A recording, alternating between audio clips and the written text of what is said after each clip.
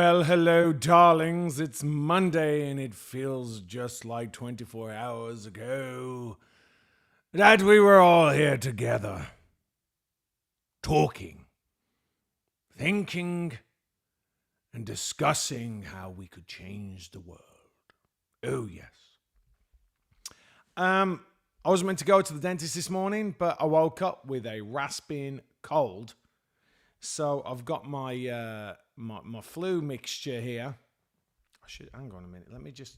Oh, where am I going? Let me move that to there. There you go. I've got my flu mixture, and I have a lot of honey in it.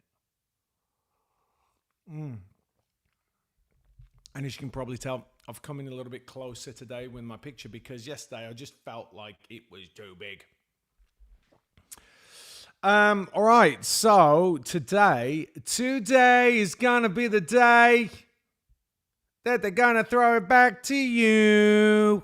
Hey, Wonko the Sane. We like to call him Wonko the Awesome. Possibly the greatest Wonko there is. And Wonko gives 5 Matthew Mousman channel memberships. Just Chad, Charlie Hustle, Ryan McF, Bill Janish. Hang on a minute. Honesty and truth gets a membership. How is that possible? You got a sparkly line straight off. I don't know how that is possible, but there you go.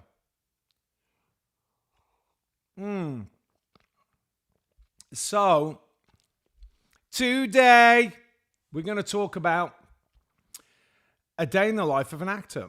And I wanted to do this because, by the way, let me go back a little bit. Yesterday I said I was going to be on another show. That was Drunk 3PO's fault because he said it was yesterday. And he got the date wrong, but the day right. So he said Monday the 16th. And I just like, oh, surely he means Sunday the 16th. So I am going to be on Jay's show later on, Drunk 3PO. Awesome. I think his was the first podcast that I've ever been on or I was ever on. And he's a lovely fella, that guy. Big bloke, lovely. Introduced me to Gina. She's lovely as well. All right. So, because I've actually got a friend of mine's kid really wants to get into acting, and it's like a common misconception that you can just walk off the streets and become an actor. Everyone thinks that it is easy. Everyone thinks that they can do it, and everyone thinks that actors are dumb. Now, I'm just saying that there are some people that are very dumb. There are some people that are indoctrinated, but it's like anything. You know, you can be talented and not necessarily be smart, but you can also be talented and be very, very smart. And I think, the Marsden falls into, somewhere in the middle. Somewhere in the middle. Not too smart, a little bit smart, possibly not the smartest. I mean, if you look at Jimmy Woods is, I think he's got 160 IQ. Like, he's super smart.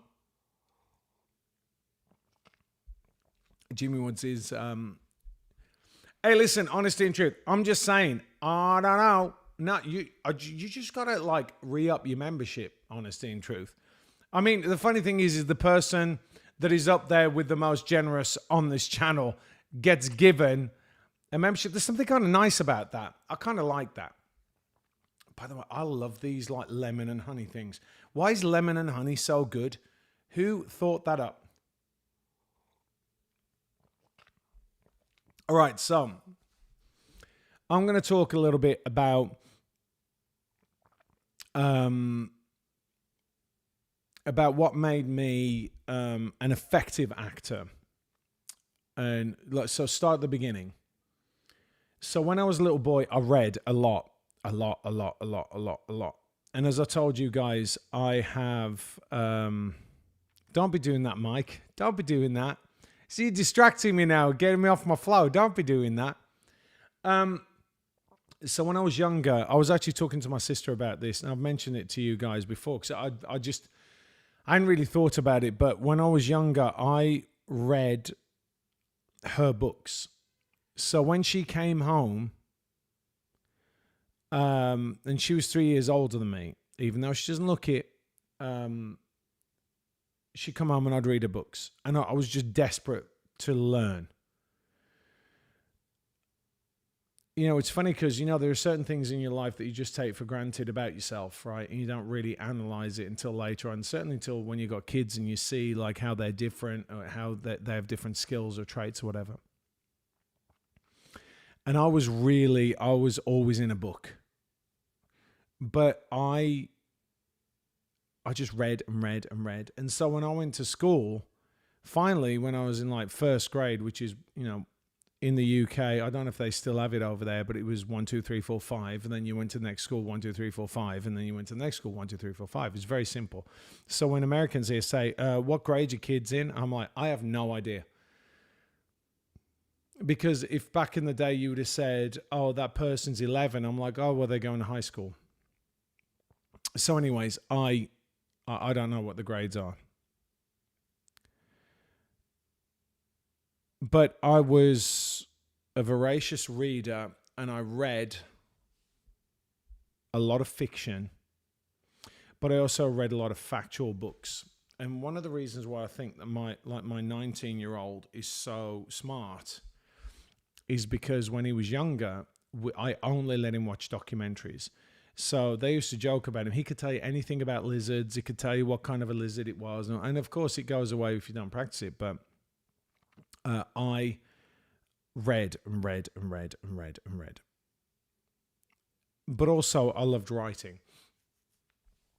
And I think that, you know, I had a real imagination. I'd daydream a lot. I would think about scenarios. I read comic books. Like that was the gift from my grandmother. She would buy me a comic book every day. And so that was my treat, you know, because we had no money, but she used to buy me comic books. So I loved them. So I lived in this kind of different world. I lived in a different world to where I was. And I've always been a curious person like that. And I think that that is a very important trait in an actor, is to want to create, want to build worlds, you know, because you build characters. And oddly enough, I remember when I first read Shakespeare and I loved it. I found it very difficult to follow initially. And then when I got into it, I just absolutely loved it. And so what I found was that because I was actually the top of my class in reading all the way through, I think I told you guys this, all the way through until the last week of my junior school, I was at the top. And I think they gave my buddy, because he was number 2 the whole way, I think they gave it him like, you know, oh, yeah, poor kid, he's been second place the whole time. But I was just very good at reading. I was very good at storytelling. Other things not so good at, you know, I was a bit of a chunker. Although I did play football, soccer for all my schools that I went to. But I wasn't really talented, I don't think. I think I was strong and big and very determined. And, you know, I ended up being a defender.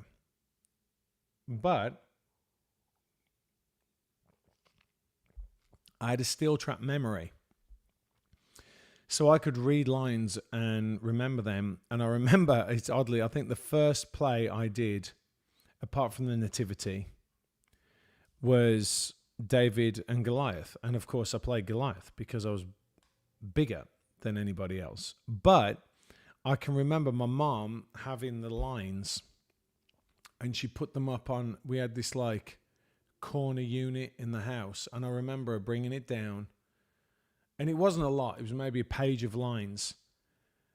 I mean, because, you know, as a you're playing Goliath. What are you going to say? Whatever, And I'd learnt it like really quick.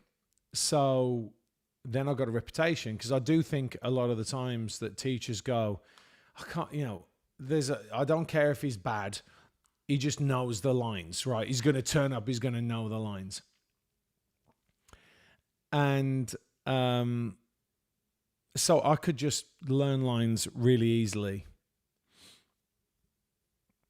And then when I went to my high school, I moved schools after my second year of high school, but I always loved drama. It just, walking into the theatre space where everything was blacked out, being able to create, being able to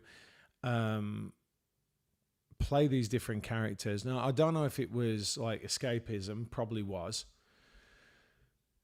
but I really started honing it then. And of course, I got into National Youth Theatre, which was,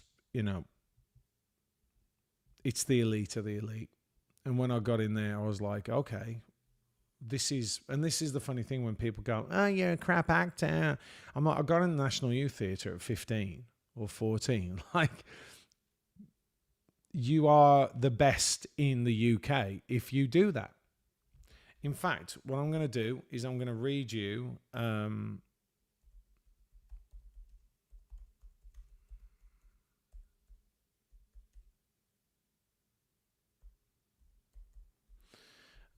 I think they might have probably taken my name off it because, I'm a little bit controversial. But Helen Mirren went, Daniel Craig, Chiwetel Ejiofor, Rosamund Pike, Colin Firth, Daniel Day-Lewis. I mean, and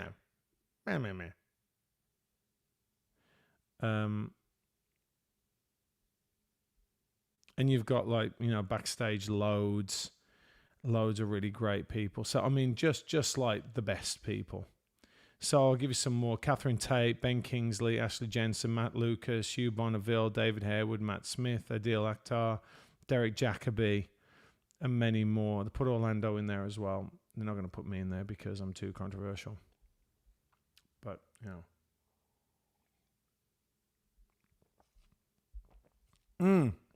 Honesty and truth in the Hishnizel. The best things to teach children: reading, basic maths, nature. We were so lucky growing up on a farm. That's a whole other conversation for another time. That we knew where our food came from: hens, turkeys, sheep, cattle, etc. You. So, anyways, I was just very good, and then I went and I remember going to the Birmingham Rep Theatre, and I saw this group from this school called St. Philip's Sixth Form College, and I was like, these guys are brilliant. Like, they were really, really good theatre studies guys. I'm like, oh, I'm going to go there. And what's funny is I didn't know that is where Tolkien went to school. In Birmingham, he went to St. Philip's Oratory School. And so I started going there and doing theatre studies, English lit and English language. And I did computer studies, but I dropped that after a while because I just thought it was pointless for me at that time. I did it because I knew that that's what was going to be important in the future, but I just hated it. So I was like, whatever. So I ended up with 3 A levels. And then, obviously, because I got into National Youth Theatre, I then went and I was the first person in my family, like nobody had ever gone to college. We didn't even know what that was, how I was going to do it. And so I knew I couldn't afford to go to LAMDA, which is really where I wanted to go.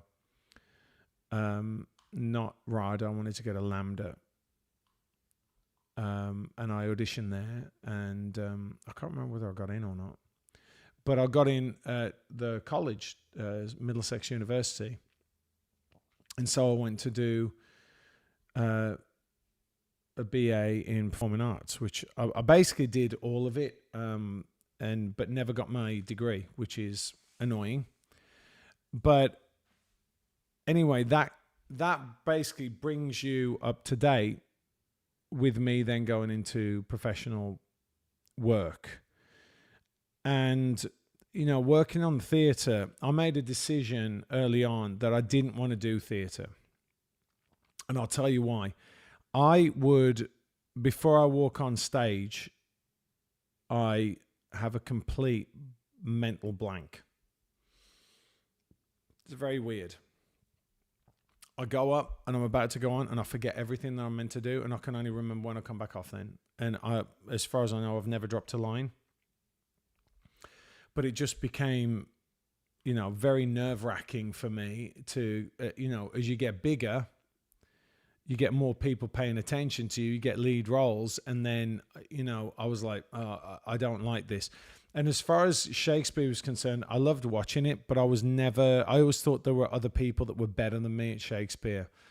And I got a role in Romeo and Juliet to play, oddly enough, Paris in that. And I didn't do it in the end. I got more work. I moved to do television, but so basically, that brings you up to all the training's done, many, many years of training, many, many years being around really, really great actors. And then you start going out to work. And what is a day like for an actor? All right, so I'm going to split it up.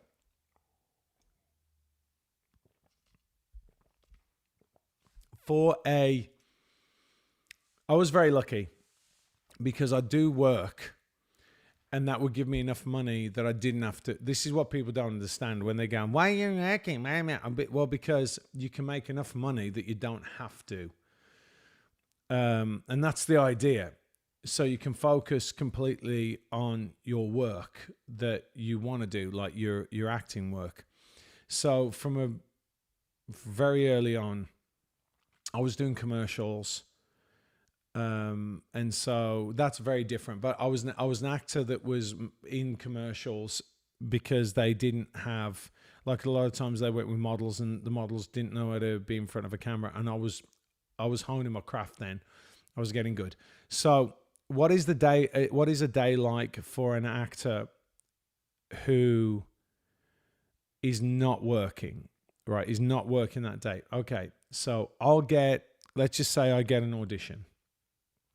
And I was always really anal about learning the lines. A lot of Americans go in and they read off the page. I can't do that. So a lot of American actors are very good in the room. And what I've found is that not all of them, but most of them, I hate to say it, is they're amazing in the room and terrible when they get on set. They just don't have the chops when you get on set. And I think a lot of British actors are the other way around, especially when you're expected, and I never understood this, you're expected to get a script the night before and do the scene the next day. Well, you're never going to get the best out of somebody doing that. And especially for someone like me, because I would say I have to learn the lines. So if I got the screenplay, I would say, okay, let's say I got it at 6 o'clock. Very common, especially in pilot season, so pilot season used to be when they would just cast all the pilots. There'd be a ton of shows made, and then people would choose, the networks would choose which pilots went. And normally, I mean, I would get 6 auditions a day. 6 auditions a day. And I'd go to all of them.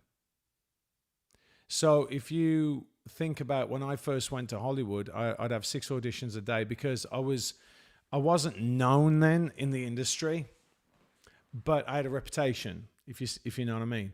Like, people didn't know who I was, but they'd heard of me because of the stuff that I'd done in the UK. And so I would just take all those auditions, which was mental. But so think about this. Let's just go back to the UK and I get a script in and I've got to go in the next day. Most of the time, because I kind of jumped forward very quickly in my career, I would get in to go and see the director. So I wanted to be really prepared. So that would mean learning the lines. And I find line learning, as I've got on, more difficult. because unless it's something like, it's just natural, right? Like, I want to go and get paid for something. So it's a job for me. So I will get excited about it. But you also know that if the jobs you're getting excited about, at one point, I was never going to get, because you had to get further up the totem pole for it. So I would be like, okay, well, I've got to learn this. So the way that I learn lines is I take the first line, the first sentence, and I say over and over and over again. Over and over and over again. And then I take the first and the second sentence. Or then I'll do the second sentence, and then I'll do the first and the second sentence, and I'll build it like that. Then I'll do the third sentence, and then I'll put the first, the second, the third in together. And if I make a mistake, I'll start again. So let's just say Jack and Jill went up the hill. Jack and Jill went up the hill. Jack and Jill went up the hill.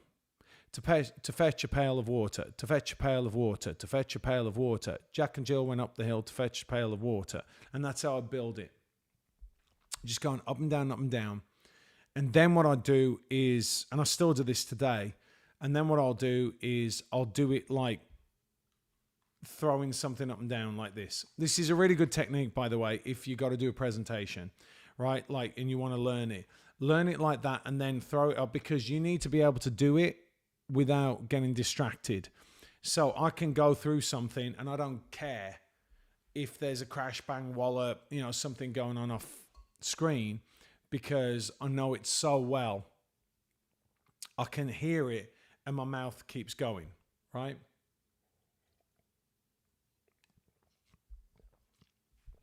It's very important when you're doing,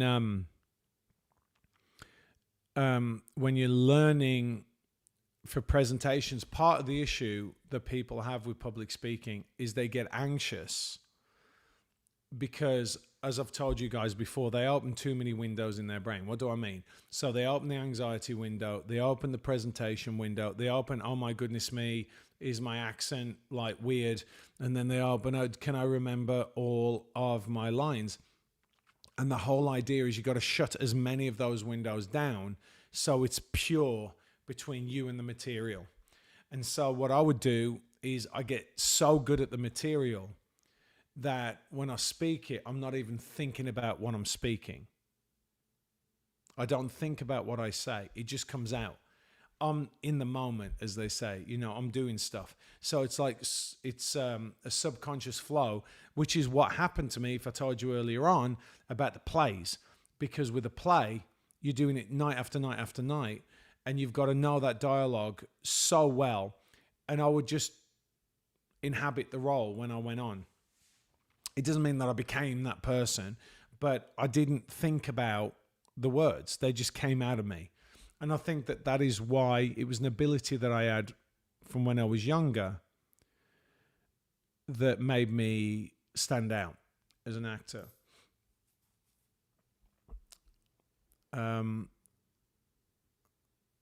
I'll tell you about that in a minute, Mike. I'll get to that in a minute. That's a really good question, actually.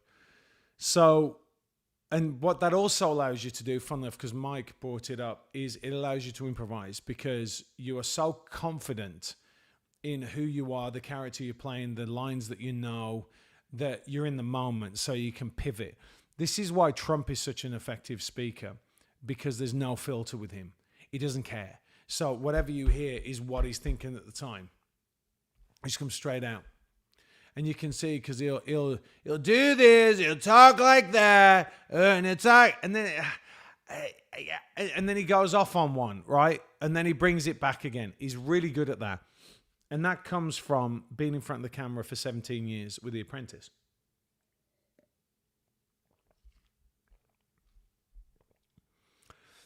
The American accent is lazy, and I'll explain that to you in a minute.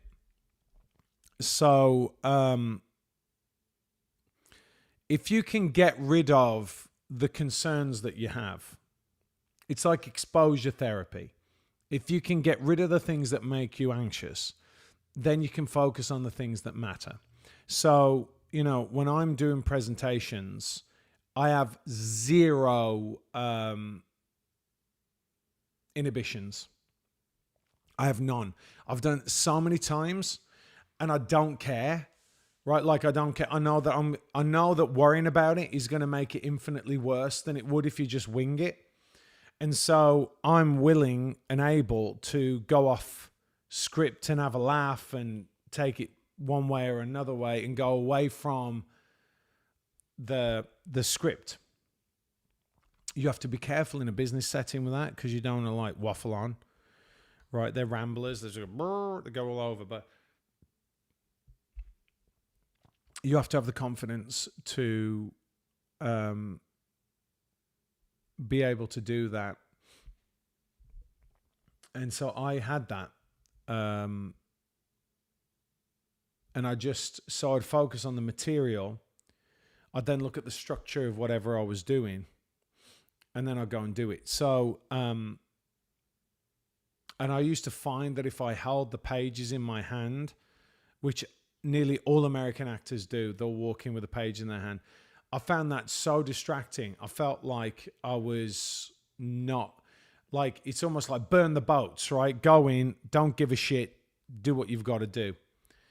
And I won't say who it is. I did a movie recently, relatively recently, with an actor who wasn't saying the lines at all. At all. And I was like, do I improvise around it or do I just say my line and hope that they catch it up later? Because when you're improvising that much and you know, it wasn't a back and forth improvisation, sometimes you can go away from the script, and that's what was happening. And to this day, I don't know what I did. I can't remember. And I haven't watched the film. So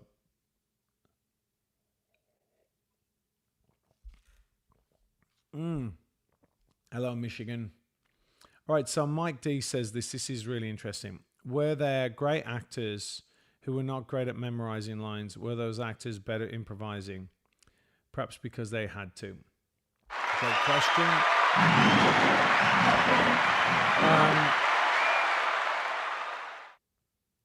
A lot of... Do you remember that being in Tropic Thunder where Robert Downey Jr. goes, I don't read script reads me. You got actors like that. In Hollywood, definitely. And that was just an excuse because they were lazy and they didn't want to do the work, right? Like I'm going to feel my own way through it because you got to be challenged to apply yourself. So, and I'll get into the way I look at screenplays in a minute. But British actors, for the most part, because they come from a stage background, have a very good technically, and they have structure. They understand structure. So going back to what was a day like when I was auditioning, I'd get the script at night and then I would stay up until 3 o'clock in the morning until I learned it. And that would exhaust me. But it was the only way I could do it without walking in the room and not feeling completely prepared. And so I always knew as I was younger that I had a work ethic and that I wouldn't be outworked in my job. This is the thing I'm really trying to instill in my kids more than anything. Like, work ethic is so important. It will always beat talent. Always beat talent.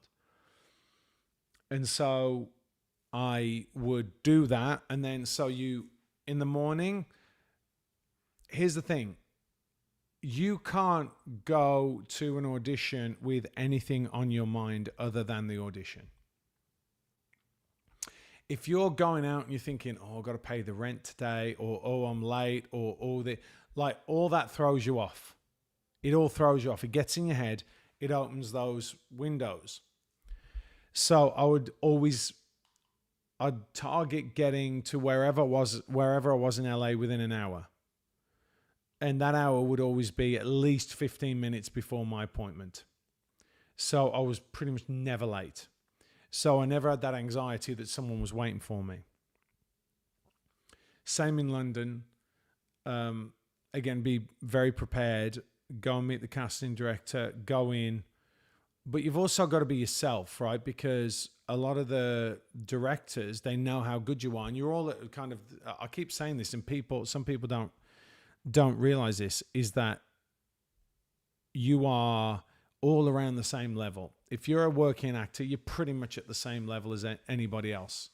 As I've told you before, apart from Daniel Day-Lewis and Gary Oldman, who are just otherworldly. They're on a different level. Spider Unlimited in the He Schnizzle. I know all productions are different, but how many utilize actual sound lines versus ADR? Or are there certain takes that don't require ADR? That's a great question. So let me explain to you what ADR is. So when you watch a movie, every single thing, every sound on that film has been put on. So if you hear a horse going down the street, someone's matching it in ADR, like clip, clop, whatever, turn of the tap, all that is put on. But what they try and capture is real language, like what the real dialogue, what the actors are saying, because it's really authentic. It's in the moment, right? Like it matches the face, it matches the you know, if I was to yell at you like that, right, and then I ADR'd it, like recorded another line, and I was like, "Hi guys, how you doing?" You'd be like, "That clearly doesn't work," right? Now that's an extreme example, but if you're doing it changing performance slightly, it can really change the whole performance. Like if I go in and change my dialogue reading just even a smidge, like instead of making a statement and asking a question, that completely throws off the other actor. That's a completely different performance. So for me, I like staying as close to the original as possible. So ADR is when, let's just say I'm doing a line and I talk and that happens, and they cannot separate that banging from my voice. Now, if I talk and then do that, they can separate it. But if I talk into that, they can't separate it. It's very difficult. So what they'll do is they'll say, okay, there was a noise, there was a bang, there was an engine, there was whatever it was. We couldn't clean it up. Come in and do your line again. Or if you don't do a good accent, and I have a story about that. But I like keeping the original audio. There are many actors, like Stallone, for example, likes doing ADR. He's brilliant at ADR, and he likes doing ADR because it can change his it changes performance. Interestingly enough, I always thought this about, you know, the part in Rocky where they're hugging each other at the end, and he says there ain't going to be no rematch, and Rocky says, "I don't want one." That's ADR'd. Now, it's really evidently ADR'd, but I don't know. Once I told you it and you go and look at it, you'll go, oh, yeah, it sounds really different. Now, I don't know if that was even in there. There are some instances where you can come back in and you can ADR the film. For example, if you know with Star Wars, the bit where the moon, the Death Star's coming round, and it's coming around the moon, right? It's coming around, so it'll get a fixture on the planet. That wasn't done at all. Like that was totally done in editing. So if you watch it again, you see the close up, and there's that graphic, you know, it's really famous, you know, the circle going around like that, and you hear ADR. And then they'll go back and they'll show a picture of Grand Moff Tarkin, I think it is, standing there. And that is a complete lift from earlier on in the movie. It's the same scene as earlier on in the movie. And I'll guarantee you, none of you guys knew that.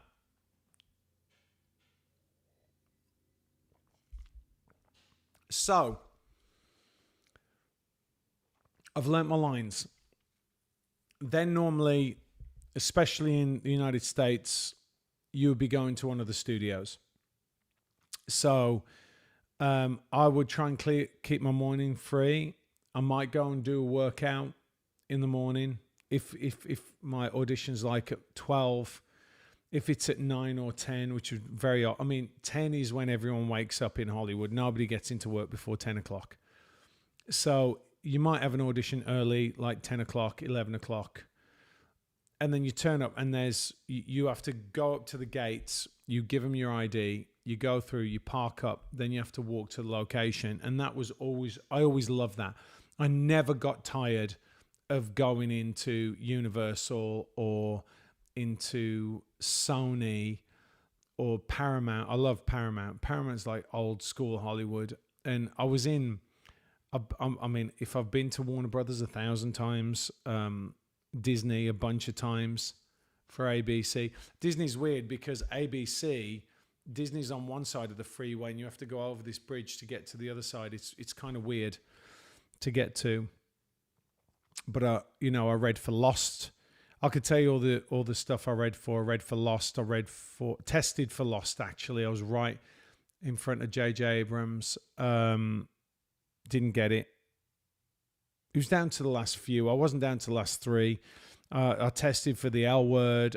I tested for, goodness me, Without a Trace. I could go on and on and on the amount of shows I tested for. And a lot of them tested for Dark Shadows. And a lot of them just never went. They never got made. But 1 year I did 11. I tested for 11 pilots, which is unbelievable. Like, I didn't get any of them. Oh, thank you, Sandy. So, all right. So let's just say I'm going in at 11 o'clock. I want to be light on my feet. I don't want to be sluggish. So I'm not going to particularly eat anything heavy. I'll have my coffee. Back then I was running every morning. So I'll go for a run, maybe. If I'm totally in the zone, if I know it. If not, I wake up and I begin running my lines again, so I know them. And then I'll get dressed. One of the things that I never did that a lot of actors did, I thought was really lame, was I'd be going in for a role and they would dress like that role. And I was like, if you think that the producers don't have a vision, I'd rather give them a complete blank slate than turn up in a suit that they didn't like, right? So I go in, I give the guard on the door, I'll go park my car up, and then I'll go and walk in. And normally when you get there, there's the cattle call with everybody. Then the next level is the ones they really liked out of that group. They go to the producers, and that's where like people like me would come in and go straight to producers because we'd done stuff. And you have to be approved by the networks, and I was approved by all the networks. So I got network approval. I didn't have to worry about that because normally they would have to go and say, hey, can I put this actor in the show? He's unproven. But I had network approval from all the networks, so I didn't have to worry about that. So you go in, you sit, you wait, and then they'll call you in. And it's the most alien situation ever because you'll have a camera and you'll have someone on one side reading, and you'll have the producers and directors. Sometimes it's like 3 or 4 people, and they go, okay, coming in, and all right, what's your name? It's like, hey, a lot of the time they knew who you were, like, hey, Matt, whatever, but you'd have to say your name and whatever to the camera. Because obviously, they've got to know who you are when they're going back through the tape. So then they say, okay, any questions? And normally I go, no, because I don't have any questions. And by the way, I'd always speak in an American accent, always. And I read the scene. Most times I have a habit of playing them kind of counterintuitively because, like, someone will say, he's angry. And I'd like totally play it completely calm. So like, I'm like, really? Yeah. Mm-hmm. Oh, is that right? Okay. Oh, no, nothing's wrong. No. Rather than go, yeah, really? Really? Because I felt like that would like give all the power over because I'm big, right? With a big guy, you don't want a big guy to yell, else you lose the power. So I'd really calm it down. And that worked a lot. unless you're playing like a psychopath, and then you play a psychopath and you lose your mind and yell at them. But so then they'd finish and they'd either like, thank you very much, and you leave. And you don't know if you've just landed it, right? You don't know. It's really, you do not know. I've been in the room and I've thought, oh my gosh, that went horribly, and I've got the job. And I've been in there and I've nailed it and I haven't got the job. Because there are so many things that go into that. There's so many things that go into that decision. Like I said to you guys before, a lot of it has to do with like height. And I'm really tall in comparison to most actors in Hollywood. So, you know, it's certainly with when you're playing opposite a leading woman, and the leading woman is like the draw, then a lot of the times they want someone around the same height. And I've also been with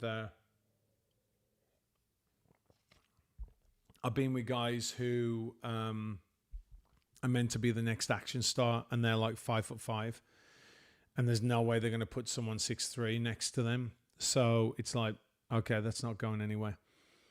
All right, so and then what happens? It's really weird. You'll come out, and I've come out of auditions and I've been told in the audition that I got it, and then come out and something's happened on the way out. And one of these days, I'll tell you guys what happened to me. And if you knew about how I've been screwed out of really major roles, it's unbelievable. And, you know, times when my agent just didn't tell me that I got a role.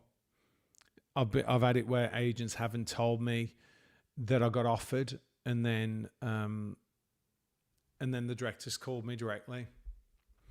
Honesty and Truth in the house gives 5 Matthew Muslim channel memberships. Pep Brett, Michael McDevitt, Ian Wallace. Is that Ian Wallace from back home? Texas Laurie D in the house.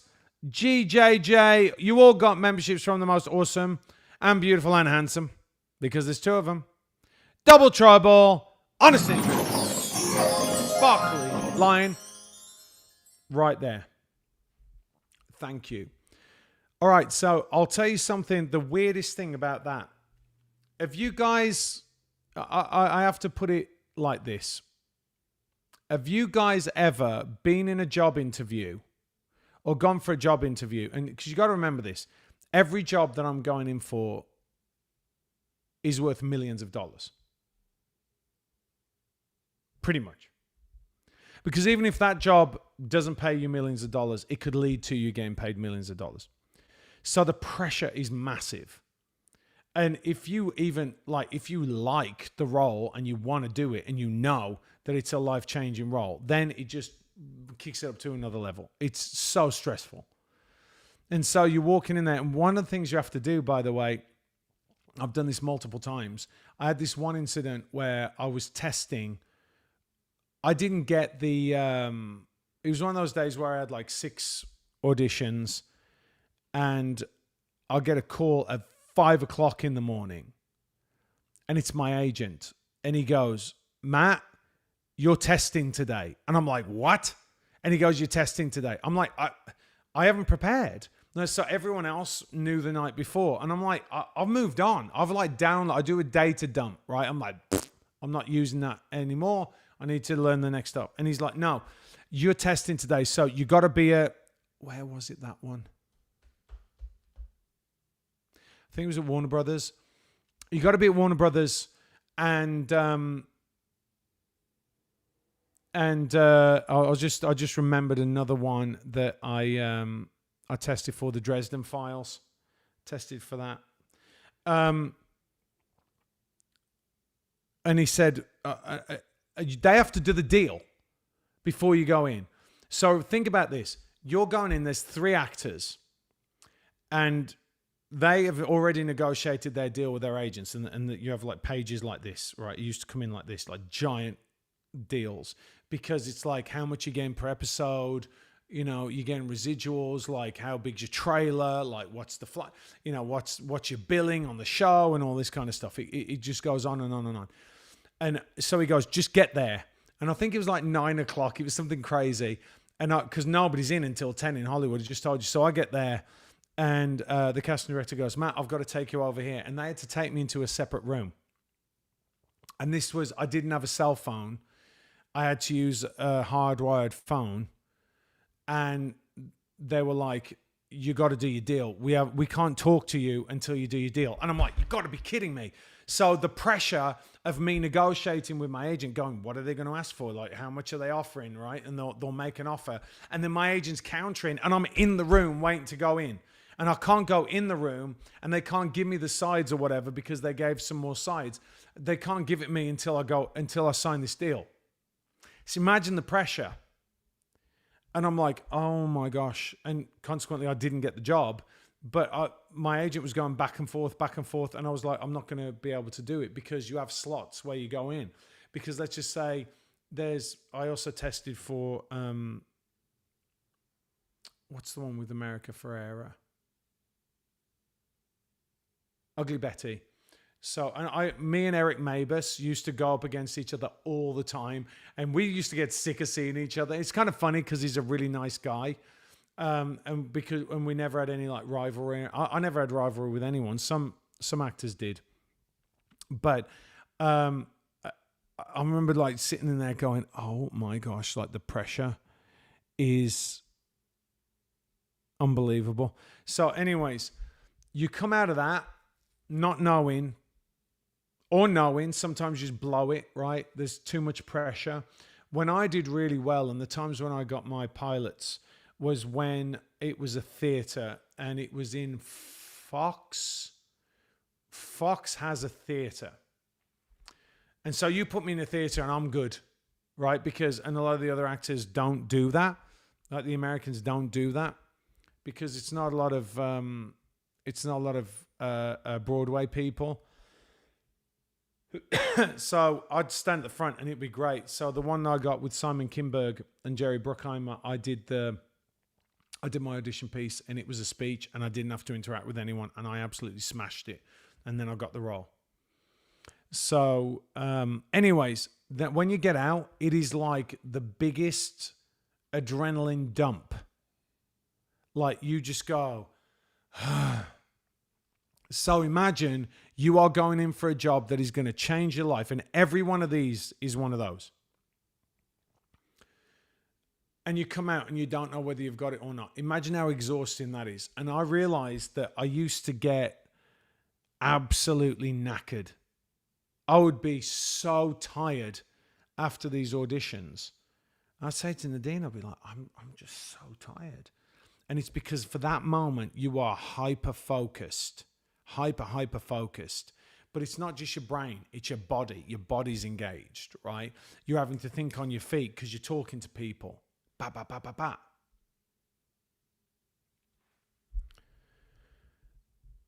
All right, so that's a day when you are not working. What does a day look like? Yeah, I mean, now Cringe Panda's just saying that kind of audition is practically dead. And it's a shame because you'd be in the room and you get notes from the director and you'd be able to alter your performance. The good thing for me is like my superpower, as I told you earlier on, I used to read and read and read, is I'm really, really good at dismantling a script. There are other things I'm not as good at.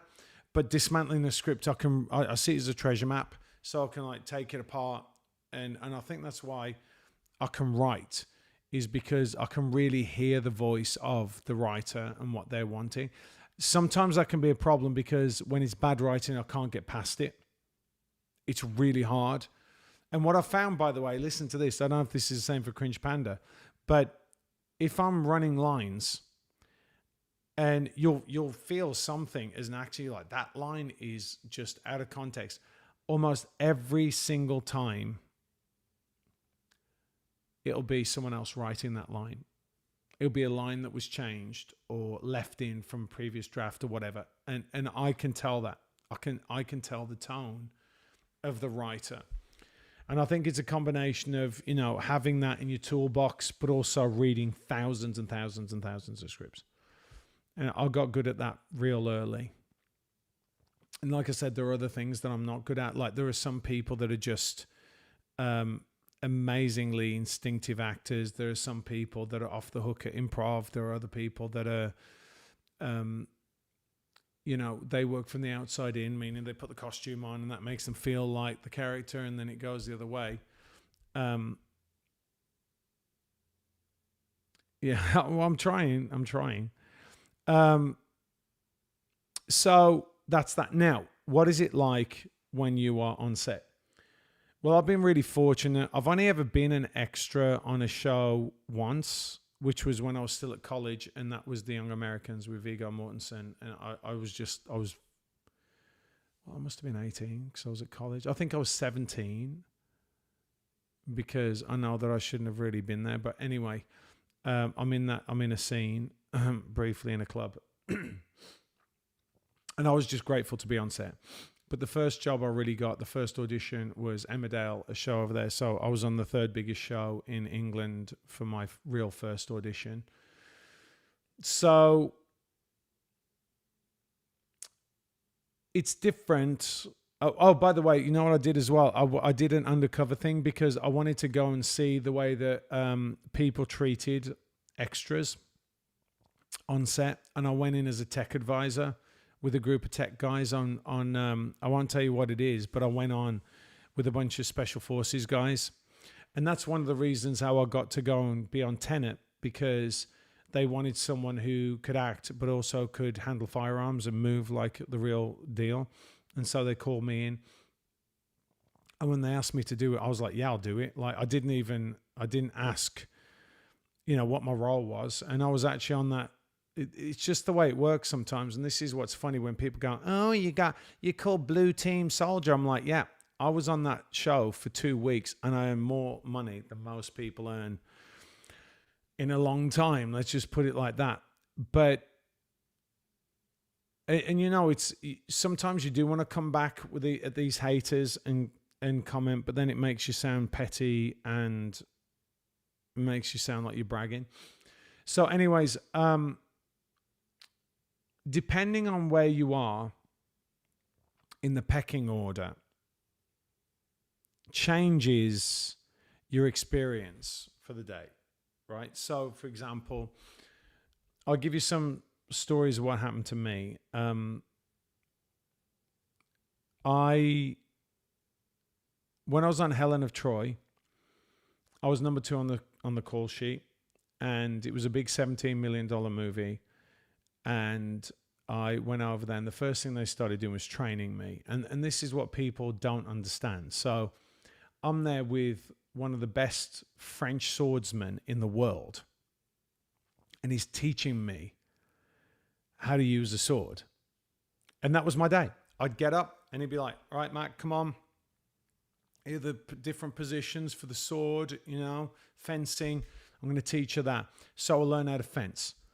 Doing that. And this was like the pre-production, maybe 2 weeks. And so I'd do that. And this is how I met my wife, actually. They then were teaching me how to ride a horse bareback.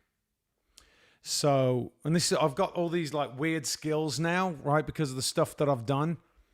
So I knew how to use a sword. And it was all day, like real intensive lessons. I'm not saying that I'm not proficient at it. And then they taught me how to get on a horse from when it's lying down to get on a horse bareback. And that's how I got flipped off the horse. I hurt my back, and that's how I ended up meeting my wife. So I'd do that, I'd train, and then I'd go in the gym in the afternoons and evenings, or then you go and you'd meet with the director. And on those kind of films, you get per diems, and sometimes it can be like $120 a day. And so don't forget this, you get your per diem of $120 a day. This is what people don't realize, how much money is involved, right? Let's just say you get $120 a day. You're getting that every day. And you're getting paid, and you're getting fed. So it's just extra money that you make. And all of us, when we did Black Hawk Down, because we were on set nearly every day, we came home with like a giant pile of money that we were given in cash every day, or like once a week for every day. You get these little brown packets, and they'd be like per diem, and you'd be like, great. And sometimes you wouldn't be on set. So, but then you go and you don't pay cash, right? You pay with your card. So anyways, that was back then. So that's like a regular day when you're in pre-production, and then they say, right, come on, you got to do your fittings. We've got to fit you for your helmet. We've got to fit you for your clothes. And sometimes they make clothes for you to fit. And then, like, what does a day look like? Well, normally you're up at like 5 o'clock. Sometimes earlier than that, you might be picked up at 5:30. Depending on what the split's like, the day's like. And then, you're downstairs. Now, when I got into the best shape of my life was when I was doing Anacondas, and we were in the middle of the desert middle of the jungle in Fiji, and there was just nothing to do. So I can still tell you to this day what I would do. I'd get up, I'd go down to the dining place that we had, where we had our own chefs. And every morning I had a bowl of oatmeal with raisins and some honey, and I would have a 6-egg omelette every day. And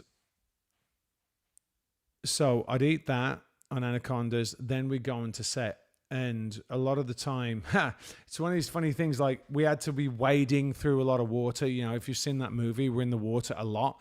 And there was a thing in down there in Fiji, which is close to New Zealand, right? Where there's this little parasite that swims up the end of your doodah, and it can cause all kinds of problems. So all the boys were like, we are having neoprene bottoms. So on that I had like my jeans were a little bit big, and I had these all-in-one like surf bottoms that were neoprene to stop that little critter getting where it shouldn't go. And so you'll turn up on set, you'll go get your makeup done. Normally the girls are in before, right? Because they have to have hair and makeup. Guys are a little bit less at work. When we did Black Hawk Down, we'd go in and they'd spend a long time like making us look like we were in the war. So I remember I had to squint a lot, and they put this black stuff on us. And then you would, with a movie like Anacondas, when you're out, right? Like, so you're out in wherever you're doing it, you're on set pretty much all the time. And so you have like a little holding area, because very often your base camp would be away from where you are. And base camp has food, it has the honey wagons, it has all the trailers, that's like the hub, the production center. But then you'd have your own little like tent with your chairs in. You've seen the chairs, I've showed you guys the backs of the chairs, and that's your area. And then you have Video Village, which is where the director sits and the producer sits. And as an actor at that level, like, you can go into Video Village. If you aren't at that, if you can't just be anybody and walk up and look.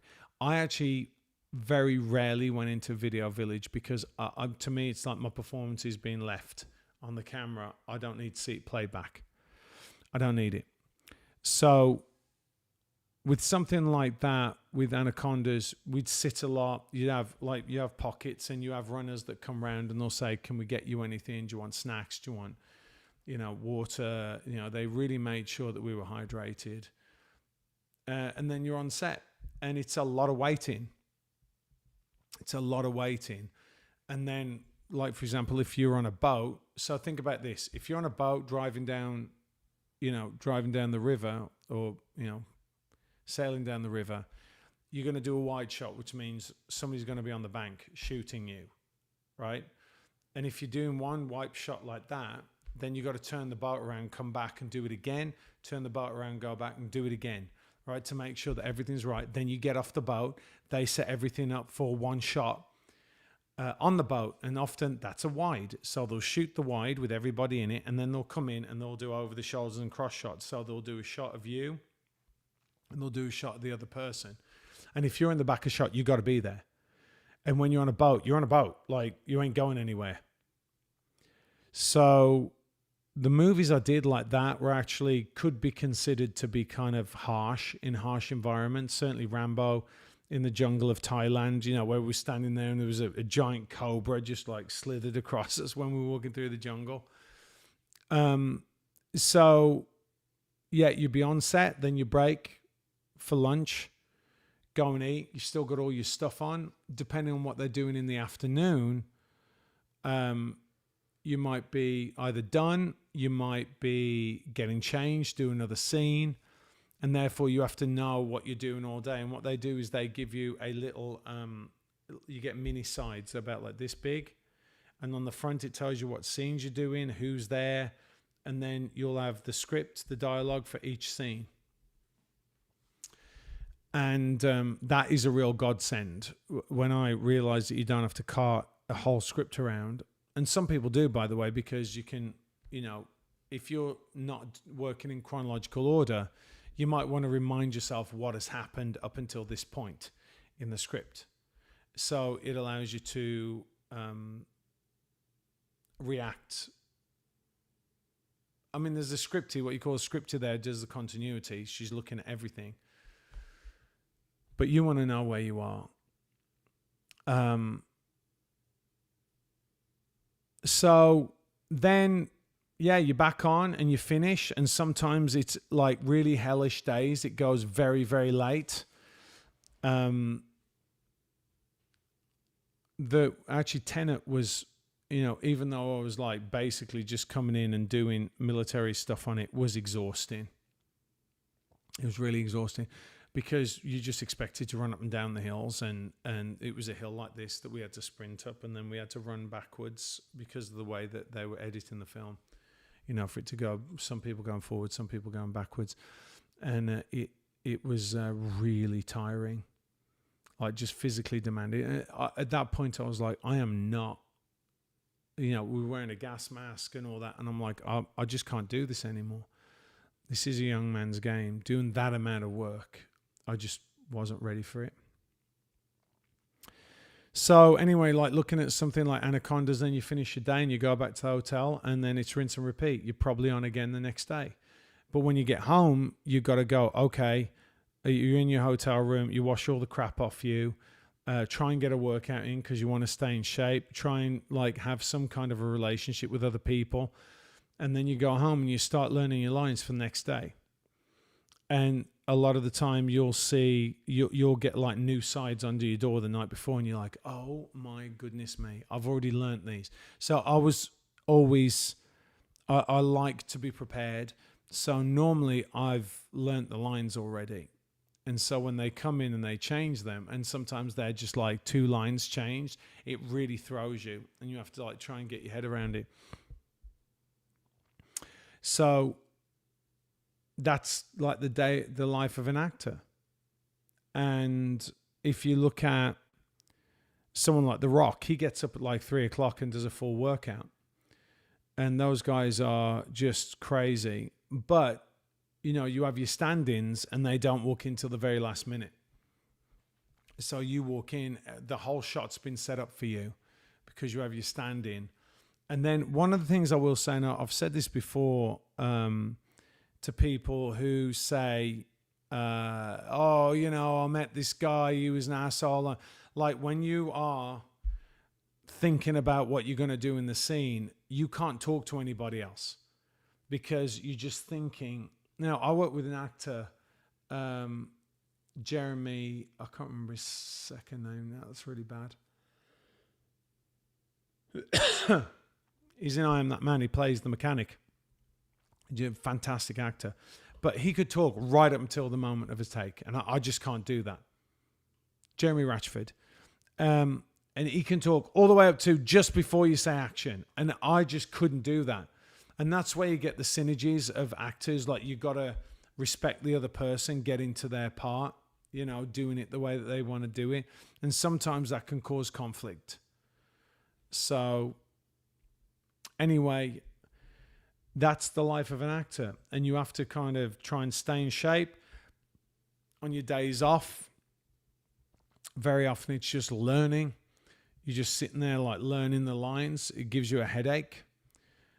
And then it's a very isolated life because, like, I know now for me, like, I cannot have, like, my wife and kids come with me when I'm on set. I can't do it because they distract me so much, that it's not good for me. I need to be alone, focused on what I'm doing, and that's difficult when you've got a family. So I mean, I wouldn't really mind it to go and do a nice big film, be away and then come back, because it facilitates you being around. But it would be really tough if I was doing a TV show every day. You really have to be disciplined, and sometimes that can be hard. And so now for me, like I said, I got offered a role the other day and it was morally questionable. And I'm like, do I really want to be away from my kids? Am I going to miss my daughter's volleyball game? Am I going to miss my son's soccer game? The left doesn't understand that we prioritize these things. My priority is not my career. My priority is my children and my family.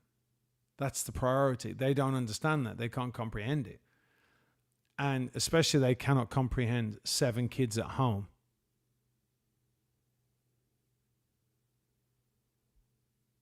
So, it's difficult, but I mean, I love acting. I love it. And I'm noticing that there are more and more movies for older guys. By the way, I couldn't stand what he said the other day, Oscar Isaacs, but man, Frankenstein is fantastic. It's really good. If you get a chance to watch it, it's very, very, very good. It's actually a very, very Christian movie as well. And Guillermo del Toro, who is a genius, and I met him for Hellboy back in the day. He is a lapsed Catholic. He says he's an atheist, but there's all kinds of Christian. There's all kinds of Christian themes in it. See, the Clover Queen just said, don't talk me before I went in the dressage ring. You can't do it. You got to focus.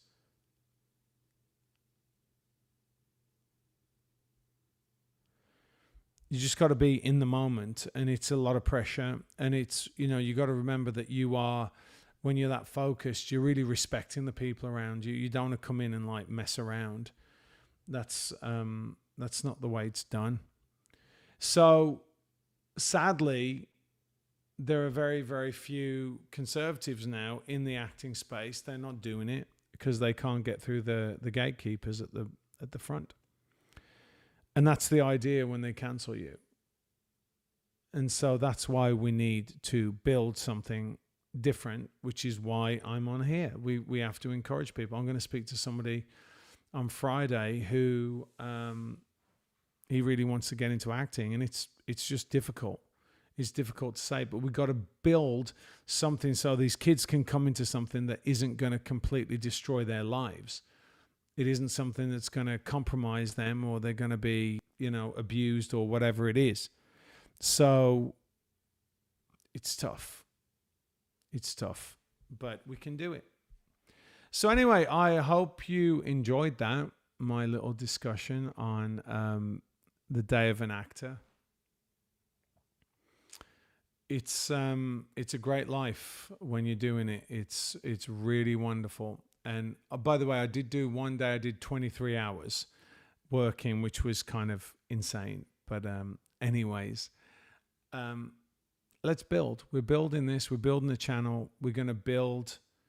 The only way to change this, as I told you guys yesterday, is if you change it. It's the only way. If you guys help build, if you guys create, and so we can give a platform for these other kids that otherwise aren't going to get a chance. So I'm putting my faith in you guys, and I think we can do it.